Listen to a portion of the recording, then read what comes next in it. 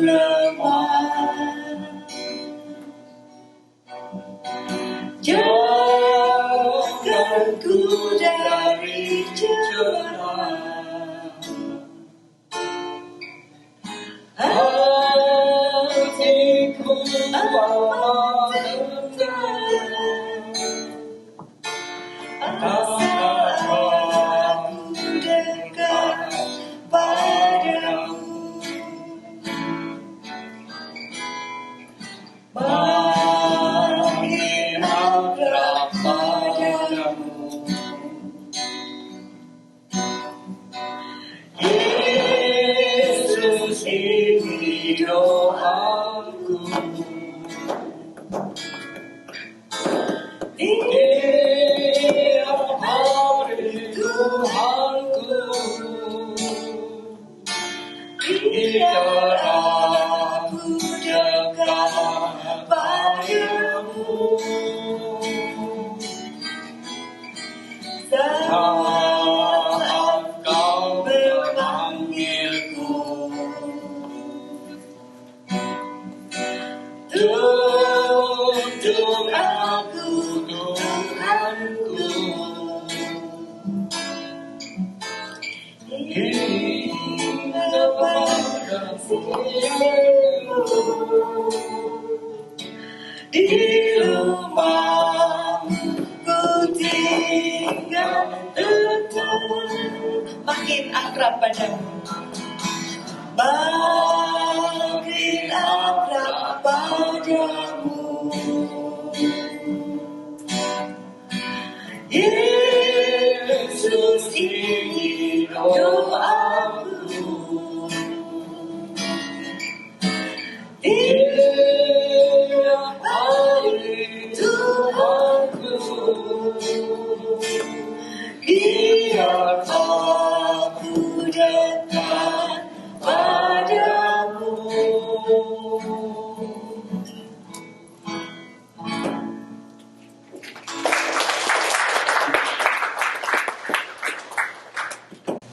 Saudara, bagaimana gereja bisa bertahan selama puluhan tahun di Rusia di tengah penganiayaan dan propaganda komunis untuk menghancurkan gereja?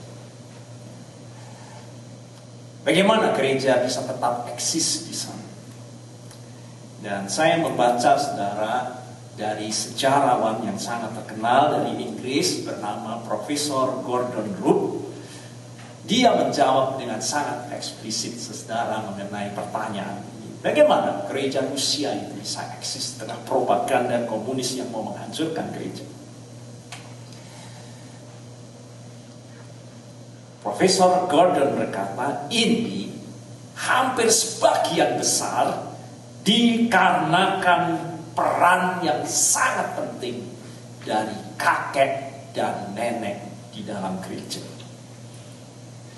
Saya ingin tahu bagaimana sejarawan ini bisa berkata, menjelaskan seperti ini, ya. Saya akan jelaskan intinya yang dikatakan bahwa memang benar bahwa pemuda atau generasi muda itu, sebagaimana kita selalu katakan, itulah harapan nusa dan bangsa. Kaum muda itulah generasi penerus, kaum muda itulah pewaris dari masa depan, dan juga tentu dalam kehidupan gereja. The youth of today is the church of tomorrow. Jadi kalau ada gereja, kaum mudanya krisis, makin hilang, kita berpikir bahwa gereja itu tak ada masa depannya lagi. Itu sebabnya, saudara, pada waktu bangku-bangku gereja di Rusia itu hanya dipenuhi oleh kakek dan nenek, tak ada lagi kaum muda. Kaum komunis meyakini bahwa gereja akan punah dengan sendirinya. Gereja akan menjadi museum tanpa orang-orang muda. Jadi saudara, memang benar, without youth, tanpa orang muda,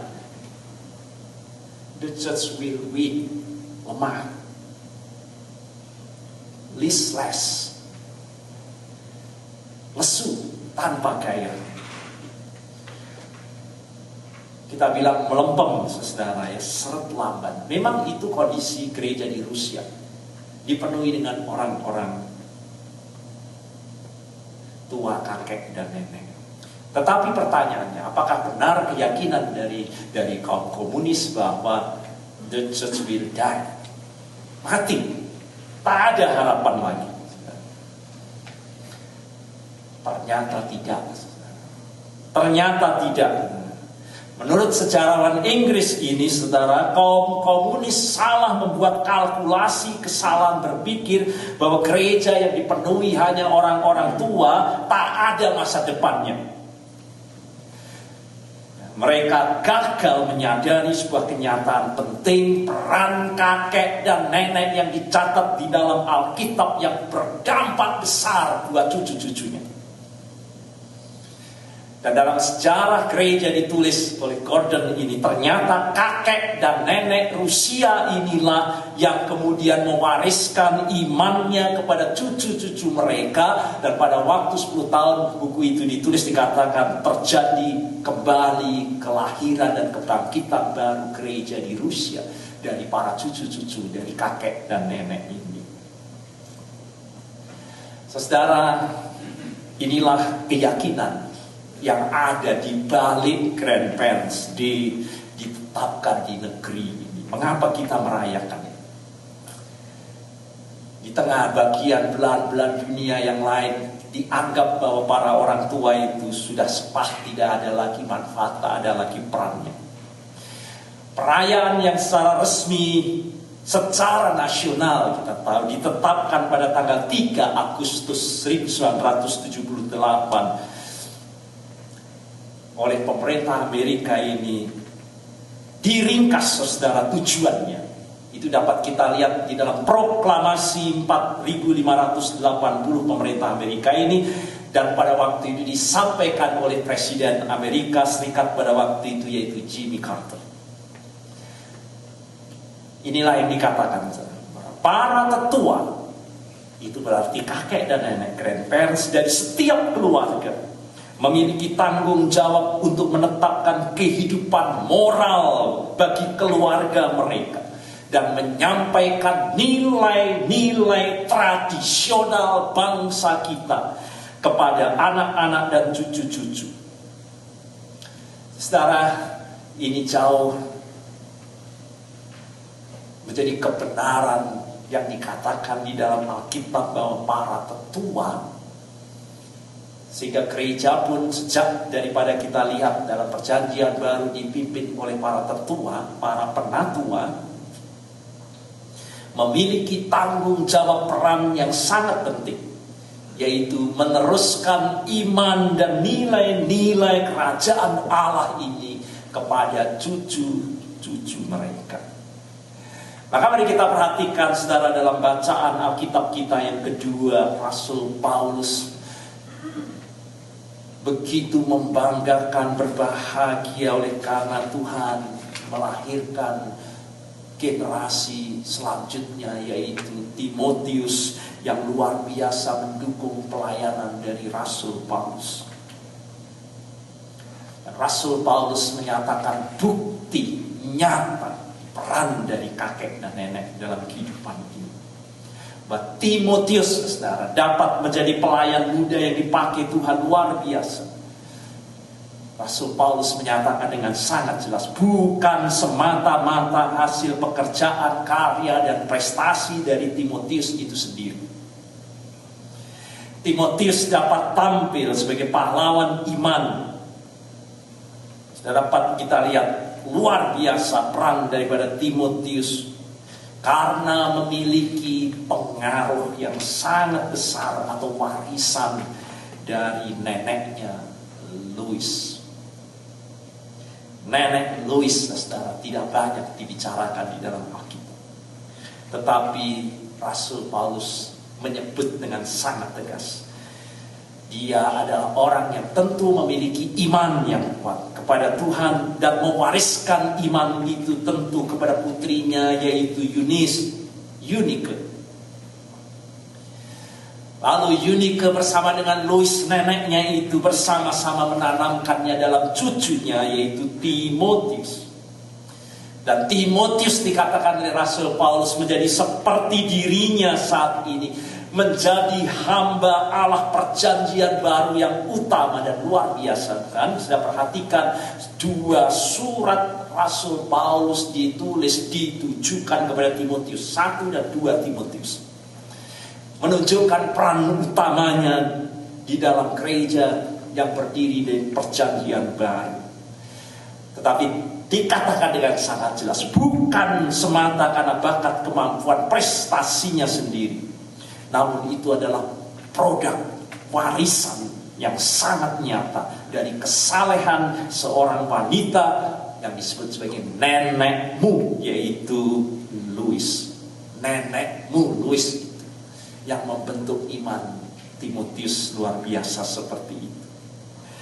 Kehidupan Timotius menjadi contoh utama, saudara, yang memperlihatkan betapa besarnya pengaruh kakek dan nenek. Itulah yang menyebabkan Jimmy Carter berkata bahwa peran kakek nenek ini terus harus kita tegakkan dalam menegakkan nilai-nilai tradisional bangsa dan negara kita ini. Saya baca 2 Timotius 1 ayat 5. Aku teringat akan imanmu yang tulus ikhlas. Dari mana itu? Yaitu iman yang pertama-tama hidup dalam nenekmu Lois. Sehingga engkau dari kecil engkau telah mengenal kitab suci. Dari mana? Dari nenekmu Lois. Dan kita tahu bahwa Timotius mengemban tanggung jawab yang sangat besar untuk memimpin jemaat di Efesus yang tidak mudah. Sulit buat anak muda seperti Timotius yang kita dapat lihat disebut oleh Rasul Paulus bukan orang pemberani tetapi pemalu. Dan Rasul Paulus mengingatkan kembali Timotius akan iman yang dimiliki oleh nenek. Ternyata menyebut nama neneknya itu dapat membangkitkan semangat dari cucunya. Sehingga diingatkan kembali Lois terhadap Timotius untuk menegakkan kembali, untuk mengingat kembali Timotius bagaimana dia bermain bersama dengan neneknya waktu masih kecil. Bagaimana dia mengingat neneknya mengajar tentang ayat-ayat Alkitab kepadanya. Bagaimana dia mengingat neneknya menidurkannya dalam pelukan, dalam ciuman dan doa untuk cucunya itu. Dan itu semua menumbuhkan iman yang luar biasa dari Timotius. Kita tidak tahu banyak mengenai Lois, tetapi yang pasti kita dapat lihat imannya menyentuh keluarganya. Melalui keluarganya dia telah menyentuh sejarah kerajaan Allah sehingga tercatat di dalam Alkitab. Itu peran dari nenek Lois, saudara. Maka di hari Grandparents Day ini, saudara, Allah yang maha bijak itu tahu bagaimana cara membantu para kakek dan nenek untuk terus dapat memberikan kontribusi dan pengaruh yang penting dalam kehidupan teristimewa di cucu-cucunya.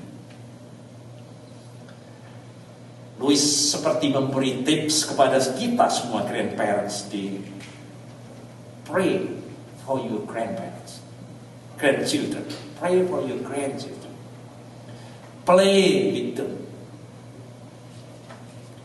And this more important, pass on your faith to your grandchildren. Bagikan iman itu. Maka kalau sudah baca ini hanya satu contoh minor. Kalau sudah baca mulai dari perjanjian baru, perjanjian lama, Alkitab kita ini, saudara, dipenuhi dengan kakek dan nenek. Semua leluhur perjanjian lama adalah kakek dan nenek. Dan hampir setiap orang yang terkenal dalam Alkitab adalah kakek dan nenek. Dan sebagian besar Alkitab pun ditulis oleh kakek dan nenek. Maka dapat kita lihat bahwa silsilah dari Tuhan Yesus pun menyebut kakek dan neneknya. Kan itu bacaan kita yang Injil hari ini.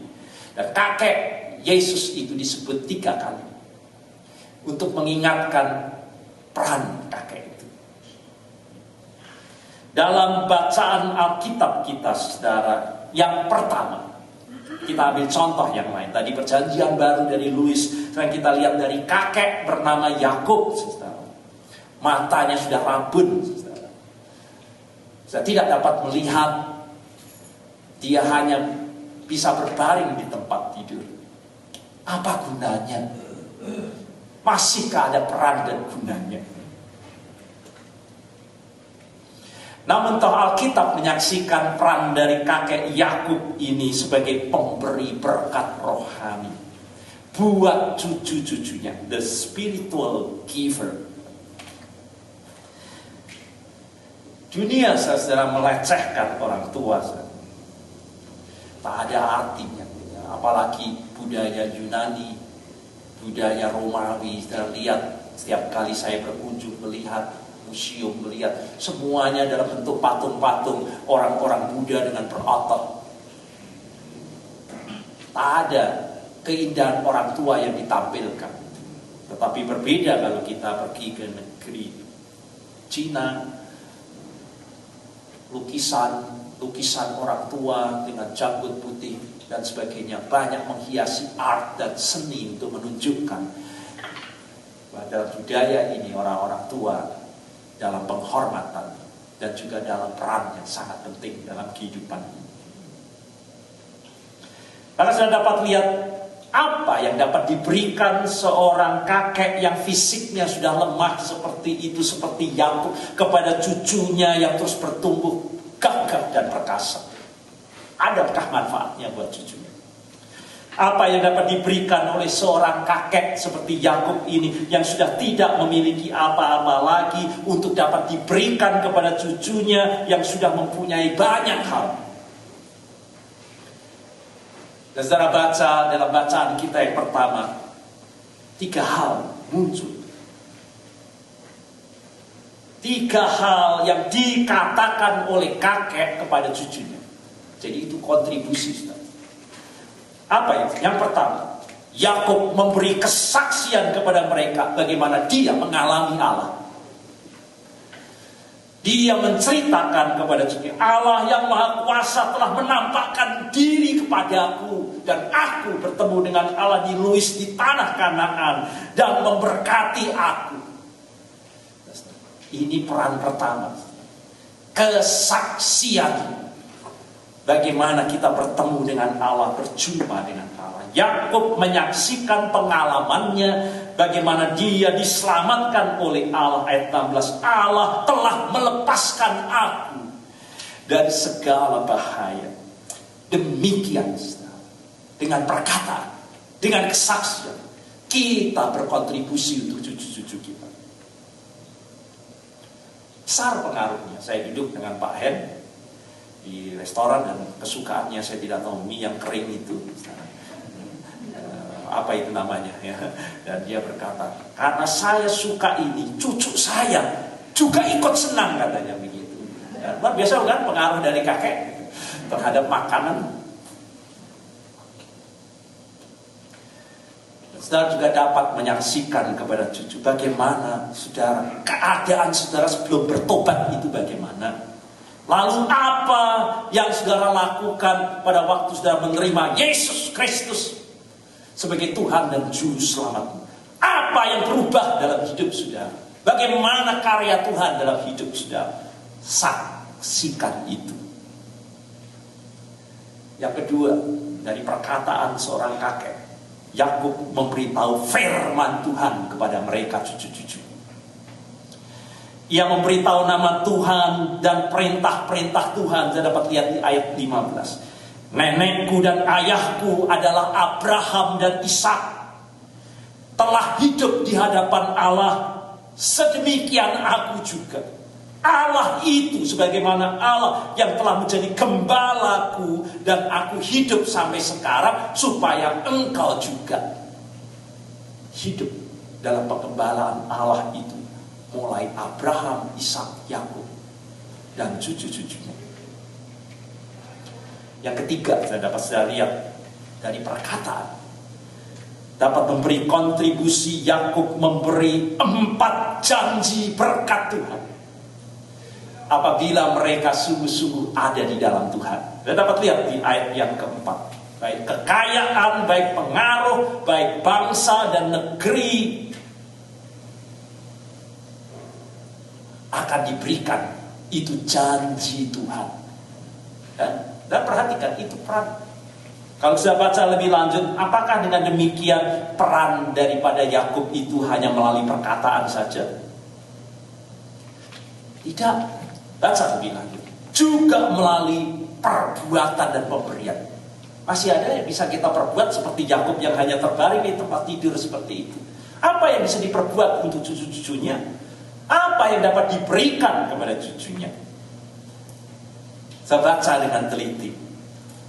3 hal saya baca dilakukan. Tadi semua perkataan, tetapi 3 hal dilakukan dan diberikan kakek kepada cucunya. Apa itu?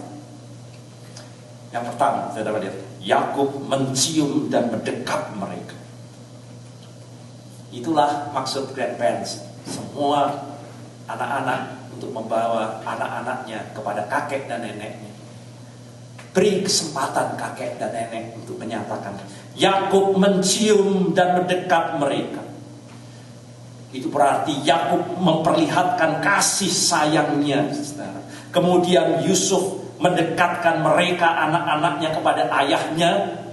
Itu berarti cucu kepada kakeknya. Dan mereka dicium serta didekat oleh ayahnya. Itu ayat yang ke-10.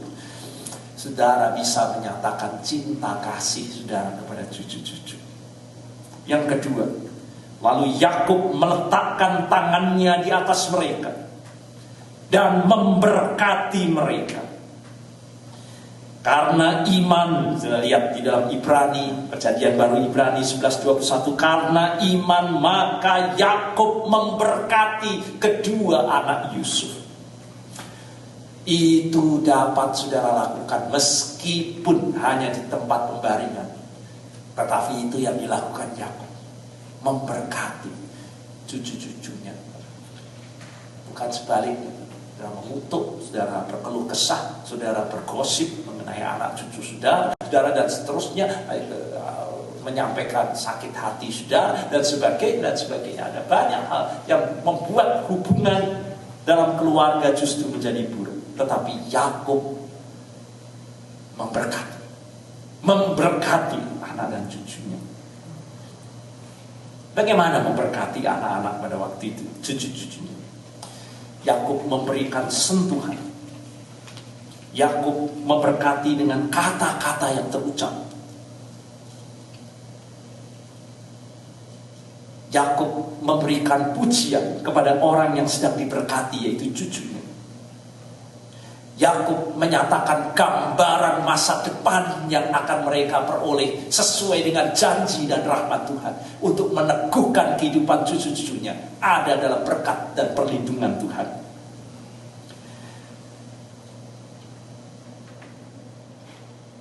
Teladan dari Yakub juga kita dapat berkomitmen secara aktif, saudara, dalam rangka untuk memenuhi dan merealisasi berkat itu dalam bentuk nasihat, dalam bentuk pendidikan, dalam bentuk dukungan kepada mereka. Dan yang kita dapat lihat apa yang dilakukan oleh Yakub, teladan. Bisakah teladan diberikan kepada kakek yang hanya terbaring di tempat tidur? Teladan apa itu? Yakub memberi contoh teladan takut dan hormat kepada Allah. Dalam posisinya yang sukar untuk bergerak, dia tetap bergerak. Dan Yakub menunjukkan sikapnya menyembah Allah itu bagaimana. Dan cucunya melihat dengan matanya sendiri bagaimana Yakub mendekati Allah dan menyembah Allah. Meskipun dalam posisi yang sakit seperti itu. Sikap penyembahannya menunjukkan hormat dan kasih yang luar biasa Yakub kepada Allah. Yakub lalu menyembah sambil bersandar pada kepala tongkatnya, meskipun dia tidak bisa lagi mengangkat, dia harus didukung dengan tongkatnya, tetapi dia memakai tongkatnya untuk menunjukkan bagaimana menghadap hadirat Tuhan dengan hormat. Darah, banyak kita dapat pelajari dalam Alkitab bagaimana kakek dan nenek berperan. Kita hanya melihat dua, Yakub dan Louis. Tetapi hari ini kita diingatkan, ini grandparents di kakek, nenek peduli dengan kondisi kerohanian cucu-cucu kita. Jadilah contoh dan teladan bagi cucu-cucu kita.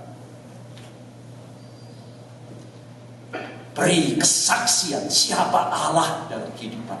Nyatakan firman-Nya, janjinya, dan berkat. Dan berkati anak dan cucu-cucu kita.